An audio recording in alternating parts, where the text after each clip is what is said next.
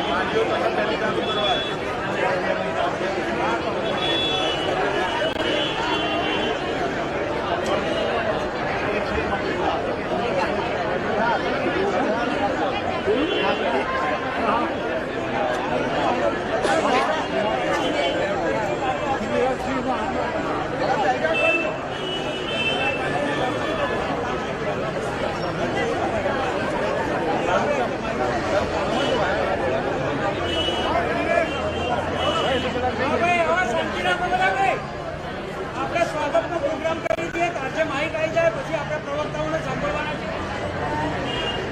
સૌથી પહેલા હું આપણા મુખ્ય મહેમાન કનૈયા કુમારજીને એમના સ્વાગત માટે આપણા મુસ્લિમ સમાજમાંથી મોહમ્મદભાઈ હૈદરપુરી અને શોએબભાઈ પરિવાર એમને કહું કે ફૂલ હાર્દી એમનું સ્વાગત કરે. કનૈયા કુમારજી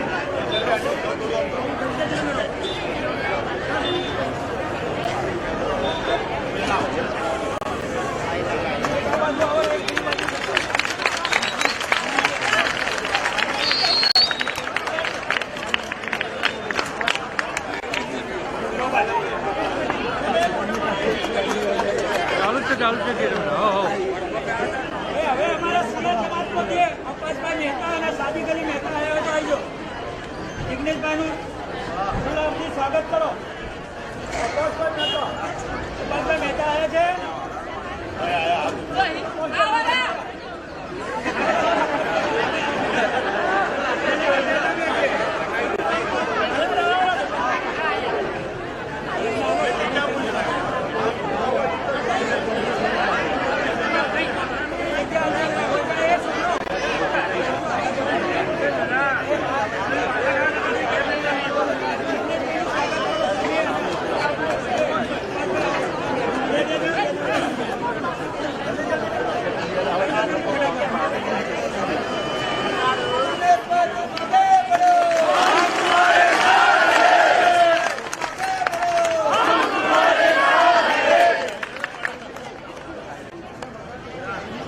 હવે રાજસ્થાનથી ઝાપડી ગામની રાણીવાળા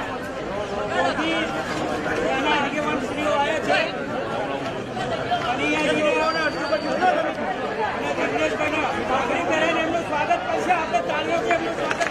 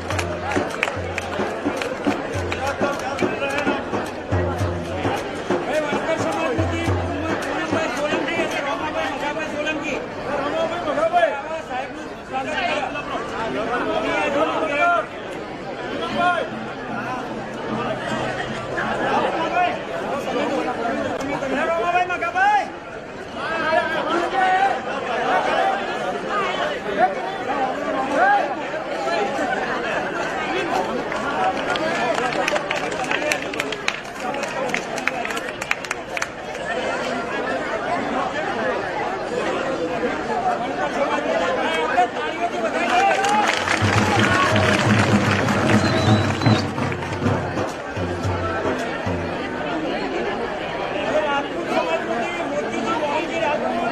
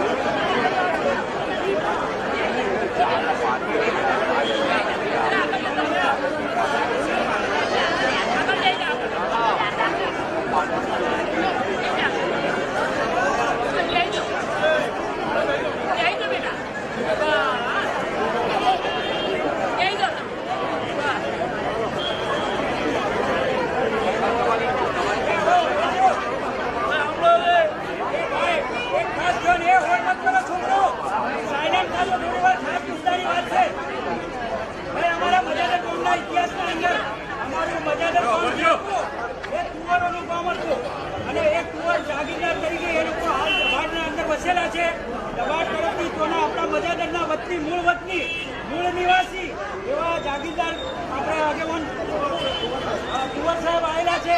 એ સાહેબનું સ્વાગત કરવા માંગે છે.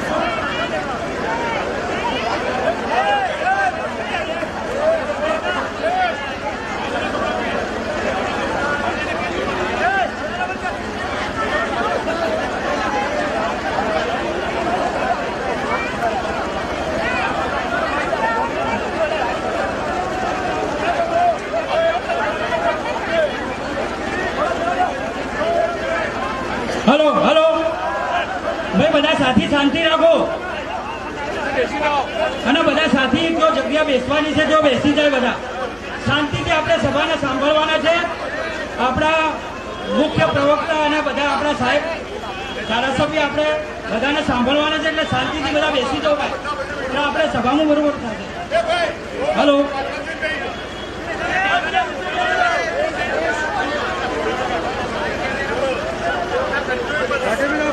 હવે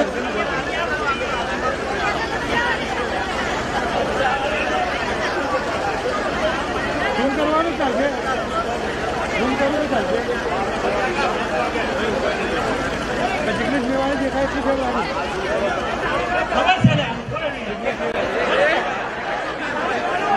હું કરું છું.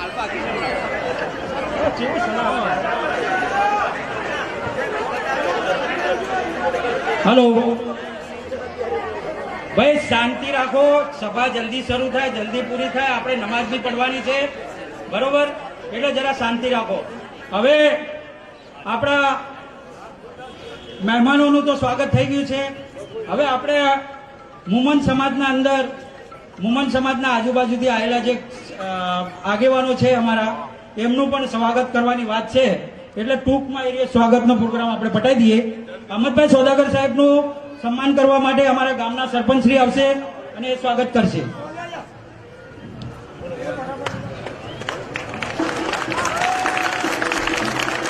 પછી ઉસ્માનભાઈ મરેડિયાનું સ્વાગત કરશે અમારા કામરાજભાઈ ચૌધરી.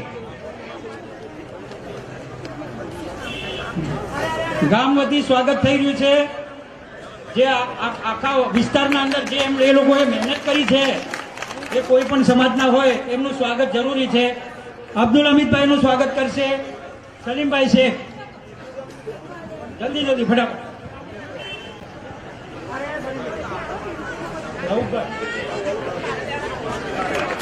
ભાઈ રઉફભાઈ પટેલ, આપણે રઉફભાઈ ફાફડ અહીંયા હાજર છે, એમનું સ્વાગત કરશે ડાયાભાઈ માસ્ટર.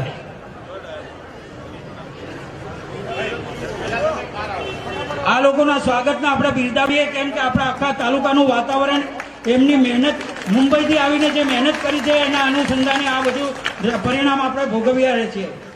બરોબર. પછી એક અમારા મજાદર ગામના એક જમાઈ છે જે અગાઉ ભાજપમાં હતા, હરિભાઈ મગરવાડિયા, તેઓ બી અહીંયા હાજર છે, અમારા ગામના જમાઈ છે. એ બી કનૈયાજીનું સ્વાગત કરવા માંગે છે.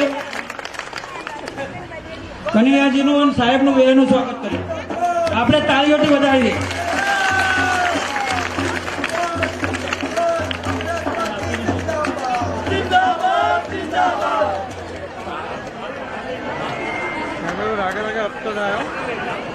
ભાઈ ધાનેરા તાલુકામાંથી તારાજી આવેલા છે, એ પણ સ્વાગત કરવા માંગે છે. આપણે તાળીઓથી એમને વધારીએ.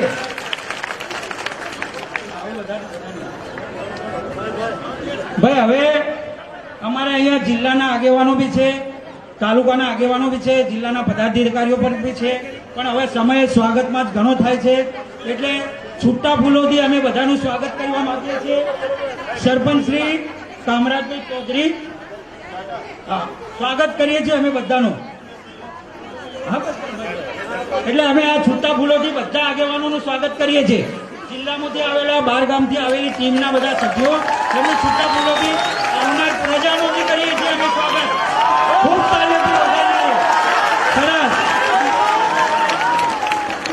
હવે આપણા કાર્યક્રમની શરૂઆત થાય છે. સ્વાગતનો પ્રોગ્રામ અહીંયા પૂરો કરીએ છીએ.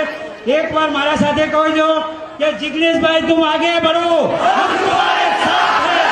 જિગ્નેશભાઈ તુમ આગે बढ़ो, हम तुम्हारे साथ हैं. કનૈયા કુમારજી જિંદાબાદ, જિંદાબાદ, જિંદાબાદ. હવે હું જિગ્નેશભાઈને માઇક આપું છું, એ બે શબ્દો કહે છે. મને પગમાં થોડીક ગંભીર તકલીફ છે, એટલે બધા જ કાર્યક્રમોમાં ઉભા રહીને બોલું તો જરા પ્રશ્ન બહુ વિકટ બને છે, એટલે આપણી બધાની માફી માગીને બે શબ્દો જે કહેવા છે એ બેઠા બેઠા વાત કરીશ. મારી સાથે મંચ ઉપર ઉપસ્થિત માહિતી હમીદભાઈ વાઘમારે મિત્ર જેવા છે, મોટાભાઈ જીગરી, ઉસ્માનભાઈ શેખ, અહેમદભાઈ સોદાગર, આપણું સમર્થન કરવા આવેલા અમારા કોંગ્રેસ પાર્ટીના શાકીરભાઈ, એમના નામમાં વારંવાર ગરબડ કરું છું, માફ કરજો. સાથી કનૈયા કુમાર, જે આજે આજના કાર્યક્રમમાં મુખ્ય બેટિંગ કરવાના છે, ઉસ્માનભાઈ મુખી, ભીખુભાઈ બિહારી, રઉફ કાકા, રઉફભાઈ ફાફડ, બાબુભાઈ જગાડે પાછળ બેઠા છે, તમામ લોકો જેમણે સ્વાગત કર્યું, કામરાજભાઈ, ટાઈગર બી આપણા, કોઈનું નામ ચૂકી જવું તો માફ કરજો. મારા વડીલો, યુવાન દોસ્તો, બહેનો અને માતાઓ, 22મી આ વિધાનસભાની ચૂંટણી હું બે જ વસ્તુ કહેવા માંગુ છું કે આ ભાજપની સરકારે ચિત્ર એકદમ ક્લિયર અને સાફ કરી આપ્યું છે. દીવા જેવું સ્પષ્ટ છે કે કમળનું બટન દબાવો અને 1 વર્ષ પછી 3000નો ડબ્બો 5000માં લેવાની તૈયારી રાખો. કમળનું બટન દબાવો અને 1100નો બાટલો એ 1500 અને 2000માં લેવાની તૈયારી રાખો. 6000 સરકારી સ્કૂલો બંધ કરી બીજી 20,000 પણ સરકારી સ્કૂલો બંધ કરશે. એટલે તમારો ઠાકોર, દેવી પૂજક, માજીરાણા, કંકોડિયા, પટણી, દલિત, આ ગરીબનો દીકરો કે દીકરી ખેતરમાં જઈને બાજરો વાઢવાનો અને અમદાવાદ કેમિકલની ફેક્ટરીમાં ફેફસા લીલા ને પીળા થાય ને 55 વર્ષે કેન્સરમાં મરીએ એવી ફેક્ટરીમાં કૂટાવવાનો, ડોક્ટર અને એન્જિનિયર બનવાનો હવે અધિકાર નહીં. આવી ભયંકર પરિસ્થિતિનું નિર્માણ એ આખા ગુજરાત અને દેશમાં થયેલું છે. ઘણા બધા યુવાન મિત્રો ઉભા છે. આ બધા જ યુવાન મિત્રોની સામે શું ભવિષ્ય છે? આ એક બહુ જ મોટો સવાલ છે. મોદી સાહેબે વચન આપેલું દર વર્ષે 2 કરોડ રોજગારી આપીશું. 8 વર્ષ થયા, 16 કરોડ તો છોડો, એના 1% 16 લાખ લોકોને પણ રોજગારી આપી નથી. અને એની સામે ગુજરાતમાં કોંગ્રેસ વિપક્ષમાં છે, સત્તામાં નથી, અને એ છતાં જે તે વખતે કોંગ્રેસની બનાવેલી મનરેગા યોજનાના કારણે પેલા ચોકડી ખોદવાના કામના કારણે આજે પણ ગુજરાતની અંદર 25 લાખ લોકો આ કોંગ્રેસના કારણે રોજગારી મેળવે છે. અને એટલા માટે રાહુલ ગાંધીની વાત પર આપણે ભરોસો કરવો પડે, ટ્રસ્ટ કરવો પડે, એના વચનમાં વિશ્વાસ રાખવો પડે.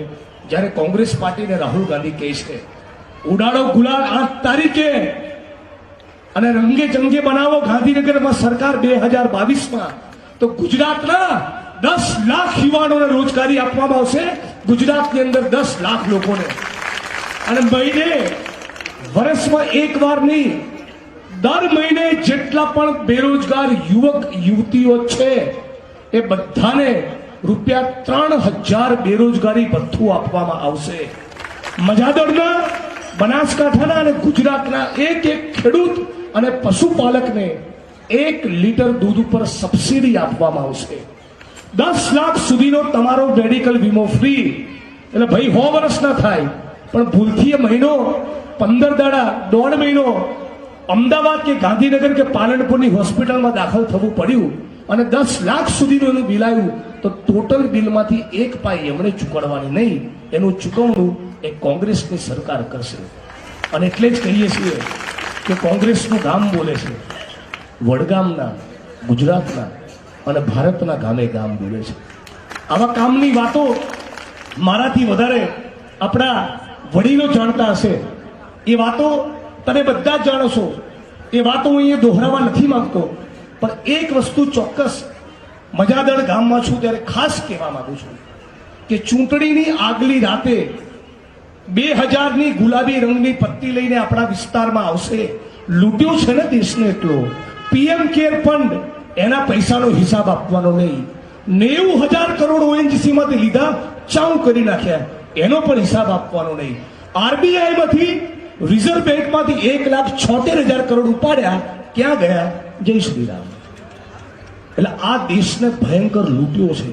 અને લૂંટીને જે પૈસો જમા કર્યો છે, તમારા ને મારા શ્રમમાંથી પેદા થયેલો આપણા ટેક્સનો પૈસો, એનો જ એક નાનકડો ટુકડો લઈને મજાદળના દલિત મોહલ્લામાં, મજાદળના દેવી પૂજક મોહલ્લામાં, મજાદળના ઠાકોર વાસમાં આવશે ને તમારે કહેવું પડશે કે ભાઈ ગરીબ છીએ, પરસેવો પાડીએ છીએ, કાળી મજૂરી કરીએ છીએ, 2 ટંકના રોટલા માટે તકલીફ પડે છે, 100 ચોરસ વાળા પ્લોટની અરજી કરીને ધક્કા કહીએ છીએ, પણ તમારા 2000ની નોટ ખાતર અમારી આબરૂ અને આત્મસન્માન દાવ ઉપર મૂકવાના નથી. આવું મારા મજાદરનો એક ગરીબ બોલતો થાય તો મને પાક્કો ભરોસો છે કે આપણે મોટી લીડથી છીએ. અને આ વખતે 8 તારીખે જ્યારે ચુકાદો આવશે ને, ત્યારે દોસ્તો અને મારા સાથીઓ, મારી બહેનો અને માતાઓ, જિગ્નેશભાઈના ભવિષ્યનો નહીં, તમારા દીકરા અને દીકરીના ભવિષ્યનો ફેસલો થવાનો છે. આ દેશ મોદી અને અમિત શાહની કોમવાદી રાજનીતિની દિશામાં આગળ વધશે કે શહીદ આઝમ ભગતસિંહ અને બાબા સાહેબ આંબેડકરના સપના પૂરા કરવાની દિશામાં આગળ વધશે? એ વાતનો નિર્ણય 8 તારીખે થવાનો છે. એટલે સાથીઓ, વધુ નથી કહેવું. મુસ્લિમ સમાજના આપણા ભાઈઓને અસરની નમાજનો પણ સમય થશે. એટલે આપ સૌ 5 તારીખે બપોરે 12 વાગ્યા પહેલા 1100નો ગેસનો બાટલો યાદ કરીને ગજાઈને 1 નંબર પર બટન દબાઈ દેજો. તો વધુ ન કહેતા સાથી કનૈયા કુમારને માઇક આપું. આપણે તો પાછા ફરી મળતા રહીશું. હું તો તમારા ઘરનો થઈ ગયો. ખૂબ ખૂબ આભાર. ભાઈ, અસરની નમાજનો ટાઈમ થઈ ગયો છે. અમારે ઇસ્લામ ધર્મમાં ઈમાન પછી નમાજનો પહેલો ઈમાનનો સ્તંભ છે, એટલે એની અગત્યતા એટલી બધી છે કે ઇસ્લામમાં બીજું કોઈ સ્થાન નથી. પણ આપ લોકોને સાંભળવા માટે અને બહારના મહેમાન આપણા કનૈયા કુમારજી, જે ભારત દેશમાં બધી જગ્યાએ તેજાબી ભાષણ કરવાવાળા પ્રવક્તા છે, એમને સાંભળવા માટે નમાજ જેવી ઇબાદત નબી આગળ પાછળ કરી છે. એ આપ સર્વેનો આભાર માનીએ છીએ. અને મતલબ કે એ આપના તરફી સહકાર અને પ્રેમનો ભાવ છે, એટલું કહીને હું કનૈયાજીને માઇક આપું છું.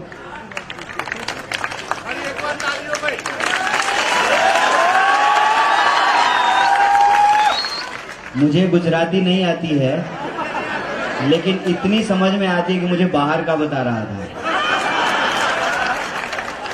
ये कह रहा था कि मैं तो यहीं का हूँ, वो बाहर से आए हैं, उनको पहले सुन लीजिए। भाई मैं भी यहीं का हूँ, मैं मेहमान नहीं हूँ। अगर मैं मेहमान होता तो मैं फिर आपके बीच नहीं आता। हमारा आपका दिल का रिश्ता है, इसलिए हम आए हैं और हम बाहर के नहीं हैं। मैं सिर्फ इतना कहना चाहता हूँ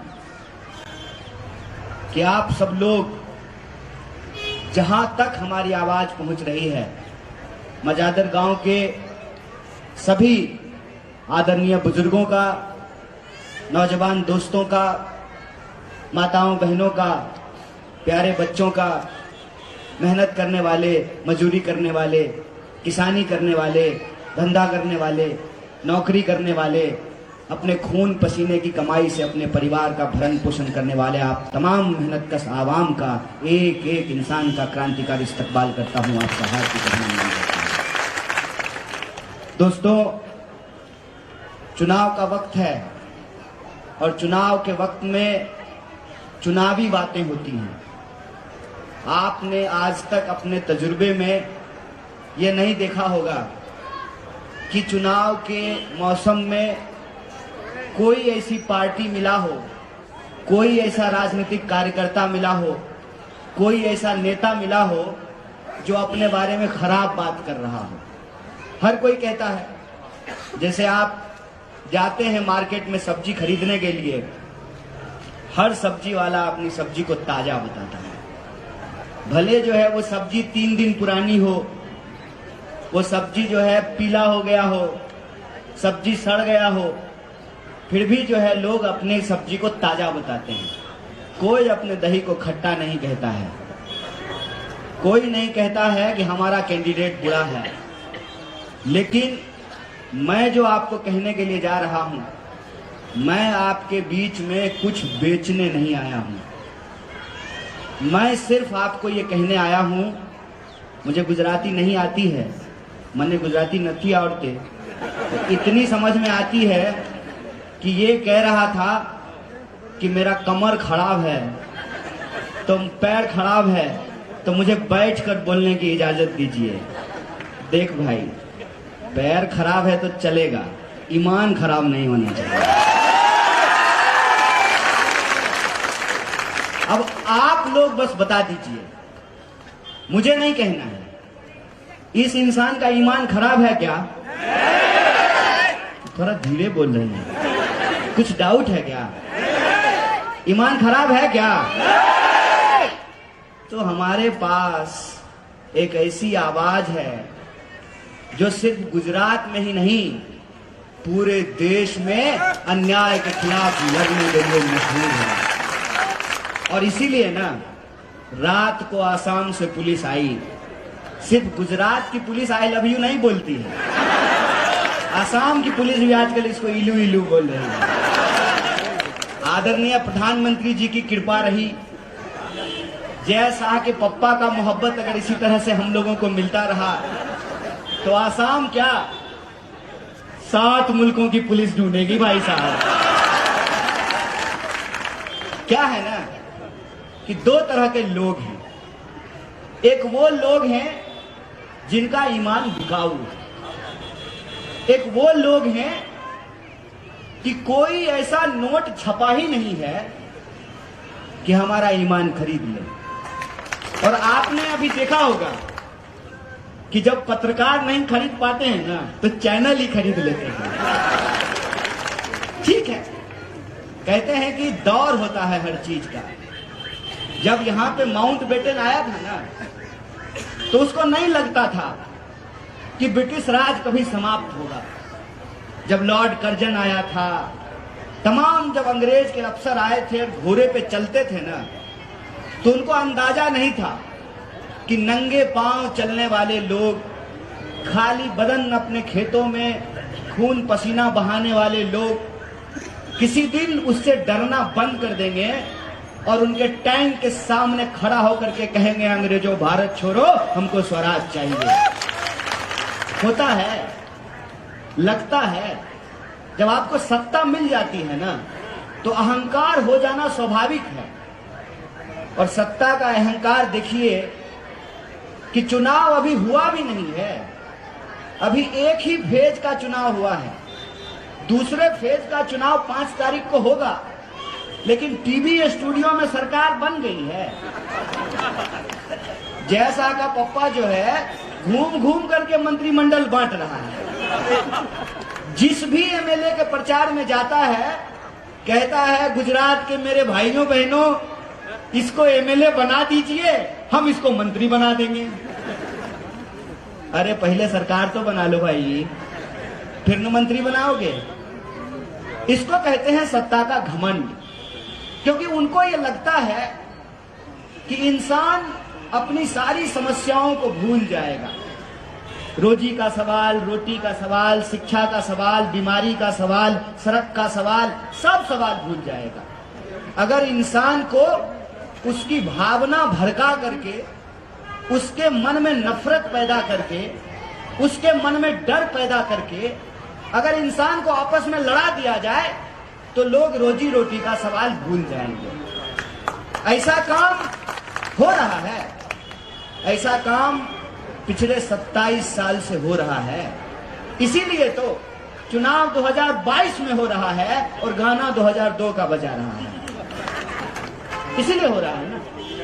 उनको लगता है, क्योंकि 2 तरह के लोग इस देश में हमेशा रहे हैं। एक वो जो सत्ता के सामने सच के लिए आंख में आंख डाल करके सवाल करते हैं और घुटना टिका करके अड़ करके खड़ा हो जाते हैं। चाहे उनके ऊपर टैंक चला दिया जाए, घोड़े दौड़ा दिए जाएं, हाथियों से उनका सर कुचल दिया जाए। और आजकल तो हम लोग साइंटिफिक टेक्नोलॉजिकल रेवोल्यूशन में जीते हैं ना, तो आजकल नकली वीडियो बना करके लोगों को जेलों में ठूस दिया जाता है। ये होता आया है। लेकिन दूसरे वो लोग भी होते हैं जो सत्ता के साथ चाय पे चर्चा करने लगते हैं। आजादी के आंदोलन के दौरान भी 2 तरह के लोग थे। एक वो जो अंग्रेजों के खिलाफ जंग लड़ रहे, एक वो जो अंग्रेजों से पैसे लेकर के अंग्रेजों के लिए चापलूसी कर रहे थे, अंग्रेजों के लिए जासूसी कर रहे थे। आज 21वीं सदी में 2022 में भी 2 तरह के लोग हैं। एक वो हैं जो लोभ और डर के चलते सत्ता के साथ हाथ मिला लेते हैं। दूसरे वो लोग हैं जिनका ईमान बिकाऊ नहीं है, इसीलिए वो सत्ता के आंख में आंख डाल करके सवाल पूछते हैं कि रे भाई, परिवारवाद पे भाषण देते हो तो ये बताओ कि अमित शाह के बेटे को बीसीसीआई का सेक्रेटरी क्यों बनाए हो? ये बताओ कि 45 साल में देश में सबसे ज्यादा बेकारी क्यों है? ये बताओ कि 22 बार गुजरात के अंदर प्रश्न पत्र लीक क्यों हुआ है? ये बताओ कि जब देश में महामारी फैली हुई थी तो अहमदाबाद के सिविल अस्पताल में लोगों को ऑक्सीजन सिलेंडर क्यों नहीं मिल रहा था? ये बताओ कि किसानों को क्यों आत्महत्या करनी पड़ती है, क्यों उनके फसल का दाम नहीं मिलता है? ये बताओ कि नोटबंदी करने के बाद आपने वादा किया था कि भ्रष्टाचार रुक जाएगा, भ्रष्टाचारियों को पकड़ा जाएगा, सरकार जब आएगी तो काला धन आएगा, सबके खाते में 15 लाख पहुंचाया जाएगा। कितने लोगों के खाते में 15 लाख पहुंचाए? भाजपा का लोग आपसे वोट मांगने के लिए आए तो उसको बुलाइए, आ जाओ बैठो, थोड़ा हम भी चाय पे चर्चा कर लेते हैं। उसको कहिए कि हमारे खाते में 15 लाख रुपया नहीं आया है, तुम्हारे खाते में अगर 15 लाख आया है तो हम तुमको वोट देने के लिए तैयार हैं। खाओ मां का कसम और बताओ कि 15 लाख आया है कि नहीं खाया। पूछिए कि क्यों महंगाई बढ़ रही है।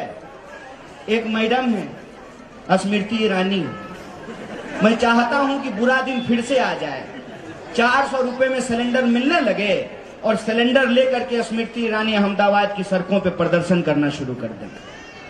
1000 का सिलेंडर मिल रहा है और स्मृति ईरानी जी प्रदर्शन नहीं कर रहे हैं, राहुल गांधी को ढूंढ रहे हैं। एक बात याद रखिएगा, और हमको सत्ता की चापलूसी करनी नहीं आती है।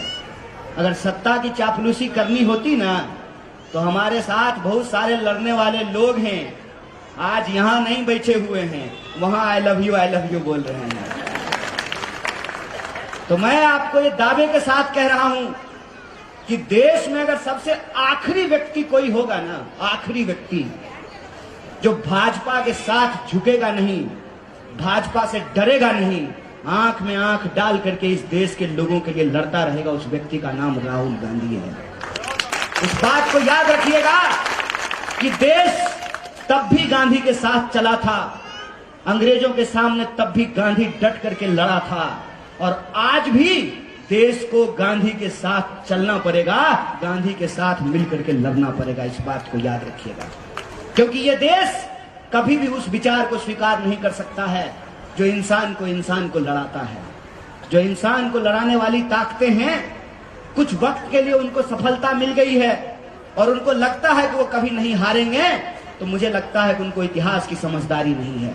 इतिहास ये है कि इस देश के भीतर जो भी लोग रहे हैं आपस में मिलजुल कर रहने की वकालत किए हैं। आपको सुनकर के आश्चर्य होगा, राम जी की निकली सवारी, राम जी की लीला है न्यारी, इस गाने को मोहम्मद रफी ने गाया था। ये इस देश का इतिहास है कि हम कौन हैं और आप कौन हैं, इसको अलग नहीं किया जा सकता है। और इंसान की हकीकत यह है कि हमको भी मच्छर काटता है ना डेंगू का, मेरा नाम कन्हैया है और माथे पे तिलक है, तो हमको भी डेंगू ही होता है। और अकरम को भी अगर डेंगू का मच्छर काटेगा ना तो उसको भी डेंगू ही होता है। हकीकत यह है कि कन्हैया भी पेट्रोल खरीदने जाता है तो 100 में मिलता है, और अब्दुल भी पेट्रोल खरीदने जाएगा तो 100 में ही मिलता है। कांग्रेस के कार्यकर्ता भी महंगाई के चलते 1100 रुपए का बाटला खरीद रहे हैं और वाजपेयी भी 1100 का बाटला खरीद रहे हैं। ये सच्चाई ऐसी है, ये दर्द ऐसा है जो इंसान को बांट नहीं सकता है, क्योंकि ये दर्द बराबरी का है। तो हमको विचार करना पड़ेगा कि जो मसले हम सबके हैं, उन मसलों को पीछे क्यों धकेल दिया गया है। उन मसलों को पीछे इसलिए धकेल दिया गया है कि विकास का पजामा फट गया है। विकास बिल्कुल नंगा होकर के अहमदाबाद के रेड सिग्नल पे आपको भटकता हुआ दिख जाएगा। जो ही आप रिवर फ्रंट से आगे बढ़ेंगे, विकास आपको नजर ही नहीं आएगा। सारा विकास सूरत, अहमदाबाद, राजकोट के आखिरी रेड लाइट पे आकर के रुक जाता है। ये जो विकास की हकीकत है, इस हकीकत के बारे में जो सरकार में बैठे हुए हैं उनको मालूम है। उनको मालूम है कि 27 साल में उन्होंने कोई ऐसा काम नहीं किया है जिसको दिखा करके वो वोट मांग सकें। इसीलिए उनके पास एक पुराना नुस्खा है जो अंग्रेज जाते जाते उनको कान में सिखा करके गए थे, फूट डालो और अगर आपने काम किया है तो काम बता करके वोट मांगिए ना। और आपने अगर काम किया है, भोपा भाई ने अगर भोपा भाई ने काम किया है तो दूसरे राज्य के मुख्यमंत्री से यहां बुला करके प्रचार करवाने की क्या जरूरत है। भाजपा के पास अगर ऑलरेडी अक्षय कुमार हैं, आदरणीय प्रधानमंत्री मोदी जी, तो असरानी से प्रचार करवाने का क्या जरूरत है। कोई बिहार से आके, असम से आके, दिल्ली से आके, हैदराबाद के से आकर के गुजरात की महान जनता को क्या सिखाएगा जिस भूमि पे महात्मा गांधी और सरदार वल्लभ भाई पटेल पैदा हुए। आप बताइए इसकी क्या जरूरत है। इसकी जरूरत इसलिए पड़ रही है कि उनको मालूम है कि उन्होंने कोई काम नहीं किया है। वो क्या कर रहे हैं ना, एक तरफ टीवी से माहौल बना रहे हैं, दूसरी तरफ प्रचार करके माहौल बना रहे हैं। तो प्रचार का एक गणित आप समझ लीजिए, बार बार टीवी में जो आपको चीज दिखाई जाती है जरूरी नहीं है कि वो सही होता है। बार बार हर गाने के बाद, हर न्यूज के बाद, हर फिल्म चलता है तो हर ब्रेक में आपको ये दिखाया जाता है कि फेयर एंड लवली लगाने से मुंह गोरा होता है। अम्मा, किसी का गोरा हुआ है? लेकिन खरीद रहे हैं ना अपने पैसा से, अब भोरे सांझ लगा भी रहे हैं, फिर भी गोरा नहीं हो रहा। तो एक तरफ आपको टीवी पे दिखाया जाएगा कि भाजपा की सरकार बन गई, दूसरी तरफ जब आप पेट्रोल खरीदने के लिए जाइएगा तो वहां पर थैंक यू का एक पोस्टर लगा रहेगा, प्रधानमंत्री जी का हंसता हुआ नूरानी चेहरा। आहा, क्या नूर टपकता है। मतलब आप इसको समझिए कि अंग्रेजों से लड़ने के लिए महात्मा गांधी इसी गुजरात के थे, वो कस्तूरबा को साथ लेकर के चल रहे थे। इनको देश बदलने के लिए बेन को छोड़ देना पड़ा। नहीं, क्या संयोग है भाई। मेरा नाम कन्हैया है और उनका नाम यशोदा है। कहते हैं ना, इतिहास में कुछ संयोग बहुत मजेदार होता है। उनका हंसता हुआ नूरानी चेहरा आप देखेंगे तो उस पर लिखा रहेगा, थैंक यू मोदी जी, आपने हमको फ्री वैक्सीन दिया है। कैसे दिया है? आप कह रहे हैं कि पेट्रोल और डीजल आपको इसलिए महंगा दे रहे हैं ताकि आपको वैक्सीन दे सके। तो जब हम ही से पैसा ले करके हम ही को आप फ्री कैसे दे रहे हैं? और ये बताने के लिए आप 18 करोड़ रुपया खर्च भी कर रहे हैं थैंक यू कहने के लिए। अरे थैंक यू कहने के लिए 18 करोड़ खर्च करने का क्या जरूरत है? व्हाट्सएप यूनिवर्सिटी है आपके पास, एक बार थैंक यू लिखिएगा, सब जगह पहुंच जाएगा। हकीकत क्या है? हकीकत यह है कि दुनिया भर की सारी गैर जरूरी बातें होंगी, लेकिन आपका जो जरूरी मसला है उस पर कोई चर्चा नहीं होगा। भाजपा का एक दोस्त हमको फोन किया, बोला गुजरात में बीजेपी को फिर से जीतना जरूरी है। हमने कहा ये तो तुम हर बार बोलते हो, यही बात तुम 2017 में बोल रहे थे, यही बात जो है तुम 2012 में बोल रहे थे, 27 साल से तो तुम यही बोल रहे हो। बोला नहीं, मोदी जी ग्लोबल लीडर हो गए हैं और मोदी जी ग्लोबल लीडर तभी रहेंगे जब गुजरात का चुनाव जीतेंगे। हम बोले जब लीडर ही ग्लोबल हो गए हैं तो लोकल चुनाव जीतने का क्या जरूरत है? बोला मोदी जी रूस और यूक्रेन का युद्ध बंद करा रहे हैं। हम बोले रूस और यूक्रेन का युद्ध बंद कराने के चक्कर में ना 1100 रुपए का सिलेंडर खरीदने के चलते लोगों का चूल्हा बंद हो गया है। और मैं आपको बता दूं कि गुजरात का चुनाव आप लोगों को एक जहीन फैसला लेना है। जहीन फैसला इसलिए लेना है कि यहां पे लोकतंत्र का मजाक बना दिया गया है। मजाक ऐसे बना दिया गया है कि सबसे पहले आनंदीबेन पटेल चीफ मिनिस्टर थी कि नहीं थी? थी ना? तो अब यह बताइए कि वो अच्छा काम की कि बुरा काम की? अगर वो अच्छा काम की तो उनको चीफ मिनिस्टर के पोस्ट से क्यों हटा दिया? अगर बुरा काम की तो उनको राज्यपाल किस बिना पे बना दिया? सोच के देखिए, सोच के देखिए मन में। फिर रूपानी साहब को लेके आए। रूपानी साहब अच्छा काम किए कि बुरा काम किए? अगर अच्छा काम किए तो क्यों हटा दिया? अगर बुरा काम किए तो सिर्फ एमएलए का टिकट क्यों काटा? भाजपा से क्यों नहीं निकाल दिया? फिर आए हैं भूपेंद्र भाई। भूपेंद्र भाई को देखते तो सचमुच हमको बहुत दया आती है। पता है क्यों?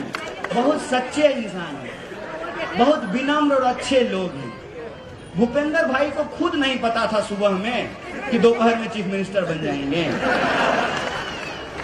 और ना वो जब जाते हैं ना तो एसपीजी भी उनको धक्का दे देता है और प्रधानमंत्री तो बिल्कुल आसपास नहीं आने देते हैं। वहां भी कार से साइड कर दिया है। मुझे दिख नहीं रहा है भाजपा का पोस्टर, ने तो आपको दिखा देता। पोस्टर में भी उनको साइड कर दिया है। ये गुजरात का अपमान है भाई साहब, ये गुजरात के चीफ मिनिस्टर का अपमान है। भाजपा अगर अपमान का बात करना चाहती है और भाषा की मर्यादा का बात करना चाहती है तो हम तैयार हैं भाजपा के साथ भाषा की मर्यादा पर बात करने के लिए। हमारे अध्यक्ष ने एक तुलना किया, एक उदाहरण दिया तो बात को बतंगड़ बनाने लगे, बोले गुजरात का अपमान है। तो मैं पूछना चाहता हूं, टीवी स्टूडियो में बैठ करके मोदी जी को देश का बाप बता रहे थे, वो देश का अपमान था कि नहीं था? था ना? मोदी जी देश के बाप हैं। तो भाजपा का प्रवक्ता ये बात क्यों बोला? अगर बोला तो देश का अपमान किया कि नहीं किया? जिसका घर शीशे का हो ना, उसको दूसरे के घर पे पत्थर नहीं मारना चाहिए।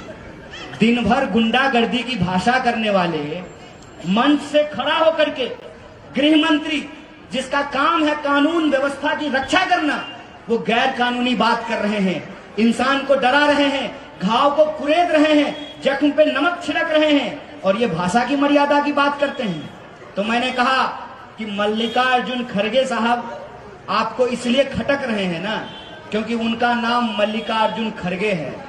अगर उनका नाम मल्लिकार्जुन अंबानी होता ना तो आप उनकी चरण वंदना कर रहे होते। बुद्धिमानी सिखाते हैं, ये बुद्धिमानी नहीं है साहब, इसको बेशर्मी कहते हैं, बेशर्मी। और मेरे मन में ये विचार आता है कई बार कि पैदाइशी बेशरम है कि सुबह सुबह चूरन खाते हैं मालूम है।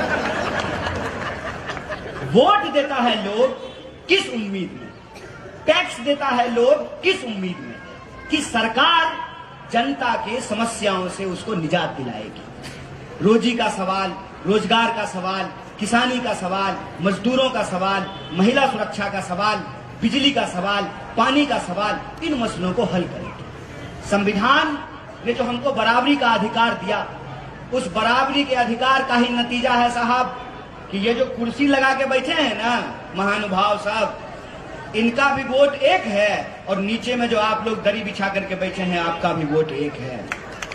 ये डॉक्टर बाबा साहब भीमराव अंबेडकर के संविधान की ताकत है कि हेलीकॉप्टर पर उड़ने वाला का भी वोट एक है और पैदल चलने वाला का भी वोट एक है।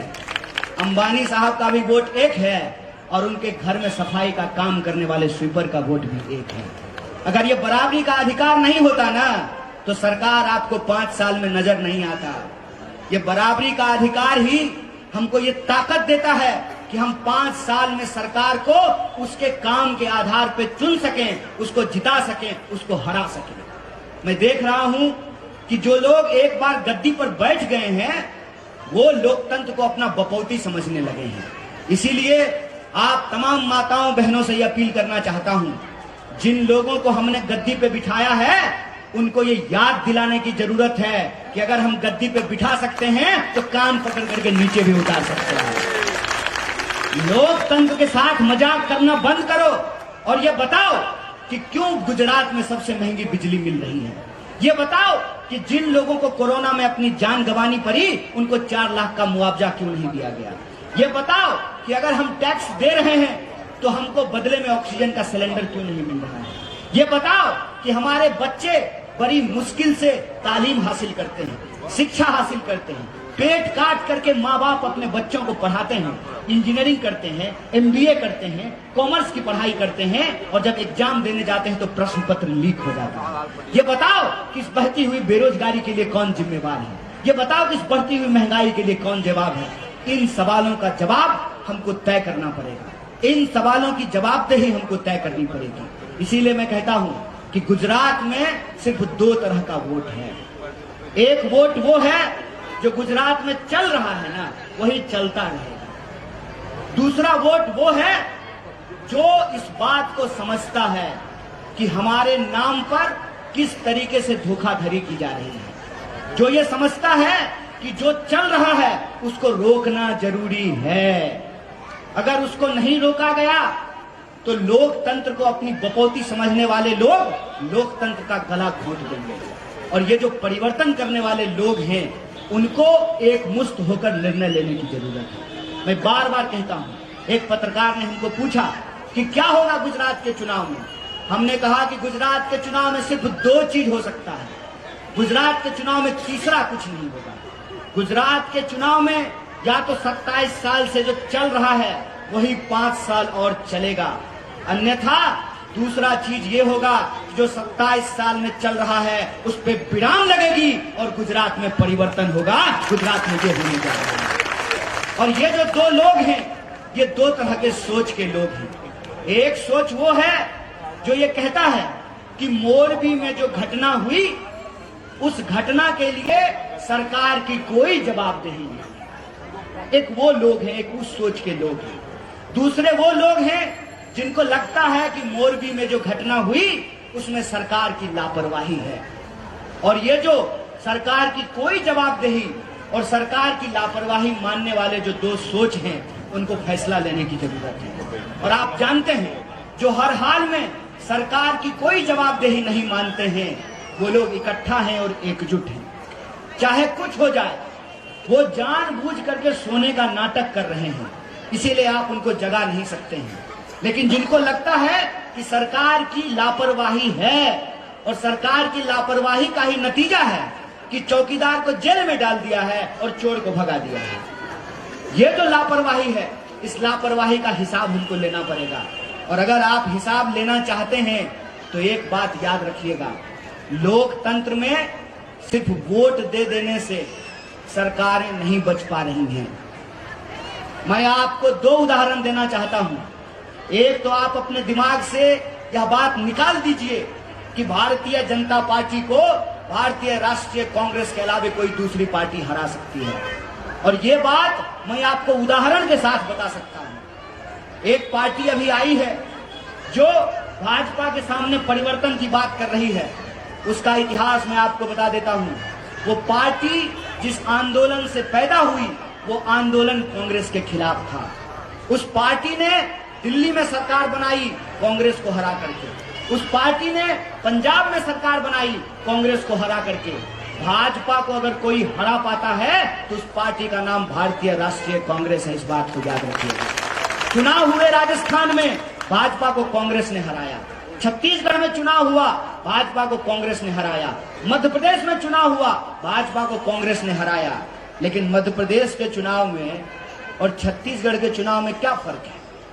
मध्य प्रदेश में जो चुनाव हुआ वहां लोगों को चुनने में दुविधा हो गई, और जब मन में दुविधा हो जाए ना, मन में शंका हो जाए, तो जब आप सड़क पार करते हुए मन में दुविधा पैदा करते हैं तो एक्सीडेंट हो जाता है। उसका नतीजा यह हुआ कि बीजेपी और कांग्रेस का वोट लगभग बराबर था, सीट लगभग बराबर था। नतीजा क्या हुआ? मोटा भाई सूटकेस लेके पहुंच गया। और छत्तीसगढ़ में भाजपा और कांग्रेस के जीत में एक बड़ा अंतर था। नतीजा क्या हुआ? मोटा भाई का सूटकेस वहां पे कुछ नहीं कर पाया। ये बात मैं आपको क्यों कह रहा हूं? अगर आप परिवर्तन चाहते हैं तब तो आपके पास भारतीय राष्ट्रीय कांग्रेस का विकल्प है। अगर जो 27 साल से गुजरात में चल रहा है उससे आप खुश हैं तब तो कोई बात ही नहीं है। इस बार तब आप गुजरात की सरकार नहीं चुनेंगे, तब आप इंटरनेशनल प्राइम मिनिस्टर का चुनाव करने जा रहे हैं, क्योंकि चीफ मिनिस्टर कौन होगा ये आपको भी नहीं पता है। गुजरात का चीफ मिनिस्टर कौन होगा ये कोई नहीं जानता है। हो सकता है मोटा भाई अपने बेटा को ही चीफ मिनिस्टर बना दे, कौन जानता है। अगर आपको अपने मुद्दों पे बात करनी है, अगर आपको अपने लिए विकल्प चुनना है तो वो विकल्प का नाम भारतीय राष्ट्रीय कांग्रेस है। और अगर आप भारतीय राष्ट्रीय कांग्रेस को अपना विकल्प मानना चाहते हैं तो एक बात को याद रखिएगा, दिल दीजिए ना तो पूरा दीजिए, मोहब्बत कीजिए तो दिल से कीजिए। अगर समर्थन देना है तो ऐसा समर्थन कीजिए कि दमदार समर्थन दीजिए, दमदार बहुमत दीजिए। ये अपील मैं आप लोगों से करने के लिए आया हूं। और अगर आप दमदार बहुमत देने के लिए तैयार हैं तो एक बात को याद रखिएगा, हमारे देश में एक यात्रा चल रही है, उस यात्रा का नाम है भारत जोड़ो यात्रा। और भारत जोड़ो यात्रा का लक्ष्य ये है कि हम चाहते हैं कि नफरत की राजनीति रुके, हम चाहते हैं कि नफरत की राजनीति पे विराम लगे, हम चाहते हैं कि नफरत को हरा करके मोहब्बत को जिताया जाए और जनता के जो बुनियादी सवाल हैं, रोजी रोटी, कपड़ा, मकान, शिक्षा, स्वास्थ्य, सड़क, बिजली, पानी, उसको राजनीति के केंद्र में लाया जाए। इसीलिए आपके ऊपर एक गंभीर जिम्मेवारी है।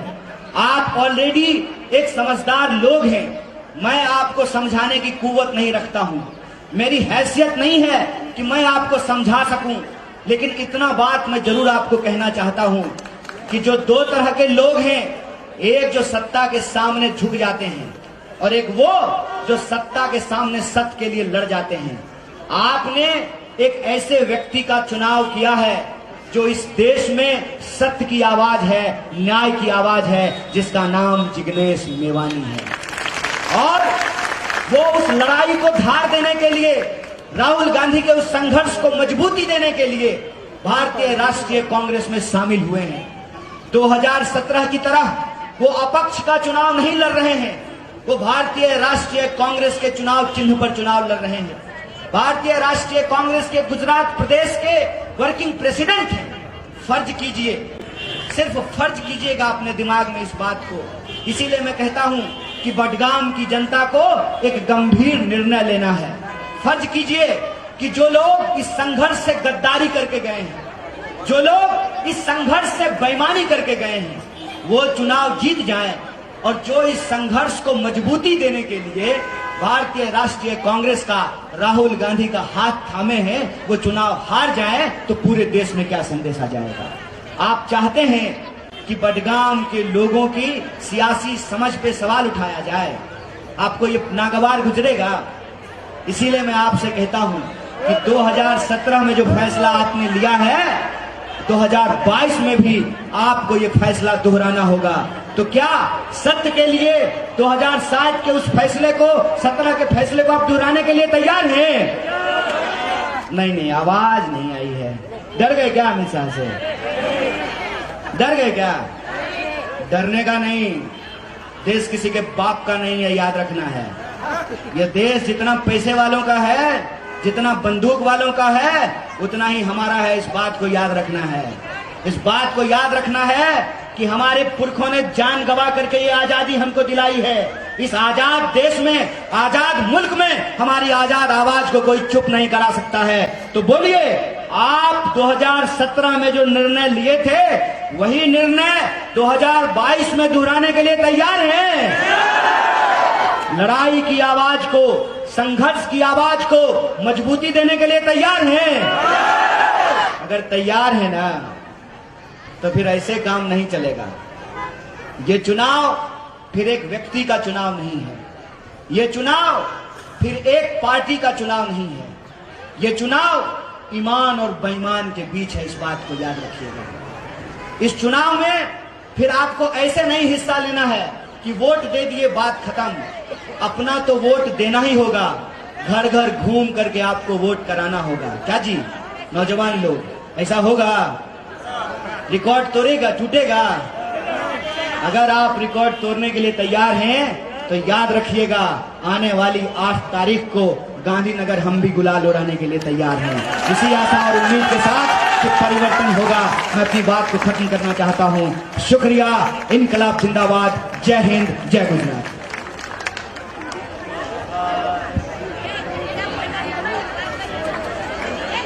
भाई समय तो વધારે થયો છે, પણ આપણા મોઘેરા મહેમાનો મુંબઈથી આપણા મહેમાનો આવેલા છે, એટલે થોડી વાર આપણે થોડી હજી સફર કરવી પડશે, બરોબર? માટે હવે હું આવનાર મહેમાનોનું ટૂંકમાં આપણે સ્વાગત કરી લઈએ, જેમાં આપણા મુસ્લિમ સમાજના ટોચની આગેવાનીમાં રહી જન્નત નસીબ